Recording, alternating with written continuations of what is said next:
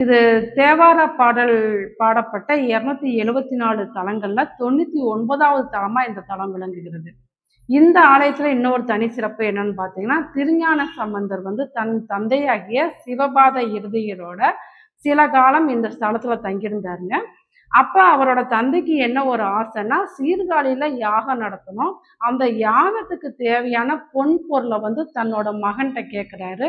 அப்ப அங்க திருஞான சம்பந்தருக்கு அவர் தன் தந்தை கேட்டதுக்கு குடுக்கறதுக்கு நம்மள்ட்ட ஒண்ணுமே இல்லையே அப்படின்னு சொல்லி வருத்தப்பட்டு சிவபெருமான நோக்கி இந்த பதிகத்தை பாடுறாரு. அதாவது இடரெனும் தளிரெனும் எனதொரு நோய் தொடரெனும் உணகலல் தொழுதொழிவேனே அப்படிங்கிற பதிகத்தை பாடுறாரு.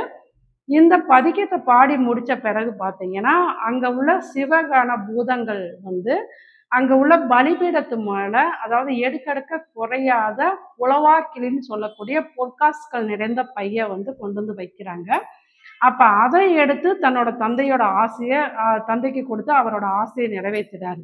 அப்ப நியாயமான முறையில நம்மளுக்கு ஒரு அவசர தேவைக்கு நம்மளுக்கு பணம் தட்டுப்பாடு உள்ளவங்க இந்த ஆலயம் சென்று இந்த இடரெனும் தளரெனும் எனதொரு நோய் என்ற பதிகத்தை பாடி இவங்க வழிபாடு செய்ய இவங்களுக்கு தேவையான விஷயங்களுக்கு பண தட்டுப்பாடு பூர்த்தியாகும் அப்படிங்கிறது தான். இவங்களுக்கு கேட்கறதுக்கு பண உதவி கிடைக்கும் அப்படிங்கிற மாதிரி தான் இந்த ஆலயத்தோட சிறப்பு. அப்ப நீங்களும் உங்களுடைய செல்வ வளம் பெறுகிறதுக்கு பொன் பொருள் சேர்க்கைக்கு உங்களுக்கு நியாயமா கிடைக்க வேண்டிய அனைத்து விஷயங்களுக்கும் உங்களுக்கு பணம் தேவைப்படுறவங்க இந்த ஆலயம் சென்று வழிபாடு செஞ்சு இந்த பதிகத்தை பாடி நீங்க வழிபாடு செய்யறப்ப கண்டிப்பா உங்களுக்கு தேவையான நேரத்துல உங்களுக்கு உதவிகள் கிடைக்கும் அப்படிங்கிறது தான். அந்த ஆலயம் செல்ல முடியாதவங்க நீங்க வீட்டுல இருந்து தினம் இந்த இடரெனும் தளிரெனும் அப்படிங்கிற பதிகத்தை பாடி நீங்க சிவபெருமானை நினைச்சு நீங்க வழிபாடு செய்யறப்ப கண்டிப்பா உங்களுக்கு அந்த பொன் பொருள் சேர்க்கைய ஆரம்பிக்கும். நன்றி.